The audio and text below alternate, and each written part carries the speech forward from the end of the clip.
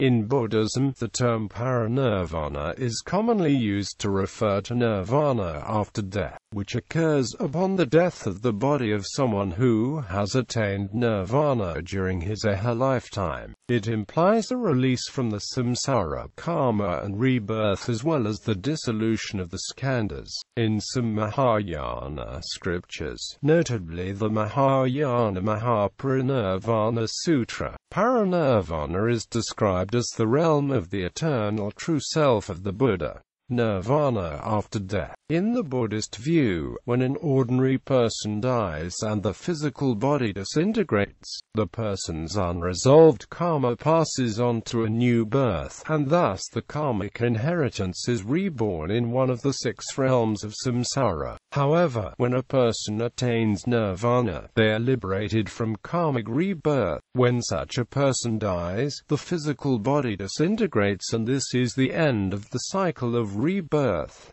Contemporary scholar Rupert Gethin explains, eventually, the remainder of life will be exhausted and, like all beings, such a person must die. But unlike other beings, who have not experienced nirvana, he or she will not be reborn into some new life. The physical and mental constituents of being will not come together in some new existence. There will be no new being, a person. Instead of being reborn, the person, Parinirvānas, meaning in this context that the 5 aggregates of physical and mental phenomena that constitute a being cease to occur. This is the condition of nirvana without remainder. Nirvana that comes from ending the occurrence of the aggregates of physical and mental phenomena that constitute a being, or, for short, Khandha Parinirvāna. Modern Buddhist usage tends to restrict nirvana to the awakening experience and reserve Parinirvāna for the death experience. Parinirvāna of Buddha Shakyamuni. Accounts of the purported events surrounding the Buddha's own Parinirvāna are found in a wide range of Buddhist canonical literature. In addition to the Pali Mahāparinirvāṇa Sutta and its Sanskrit parallels,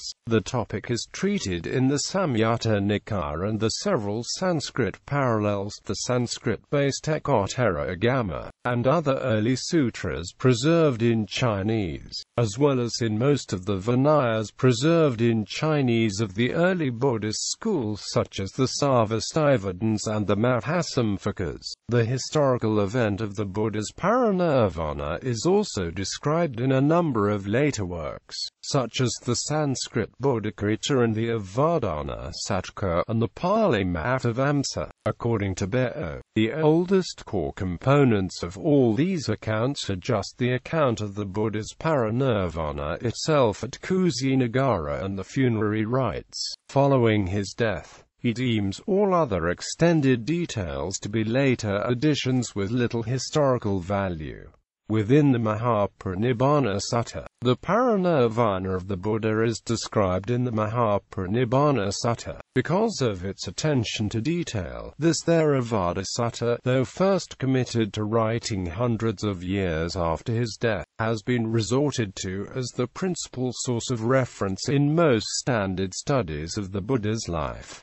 Within the Mahāyāna Mahāparinirvāna Sūtra, in contrast to these works which deal with the Buddha's Parinirvāna as a biographical event, the Mahāyāna Mahāparinirvāna Sūtra, which bears a similar name, was written hundreds of years later. The Nirvana Sutra does not give details of the historical event of the day of the Parinirvāna itself, except the Buddha's illness and Khandha's meal offering, nor any of the other preceding or subsequent incidents, instead using the event as merely a convenient springboard for the expression of standard Mahāyāna ideals such as the Tathagatagarbha, Buddha Dhatu doctrine, the eternality of the Buddha, and the soteriological fate of the Ichintakas and so forth.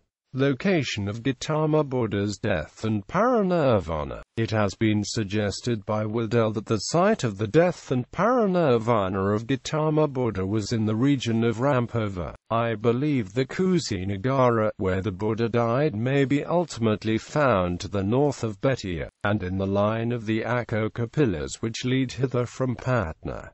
Unfortunately, it still awaits proper archaeological excavation.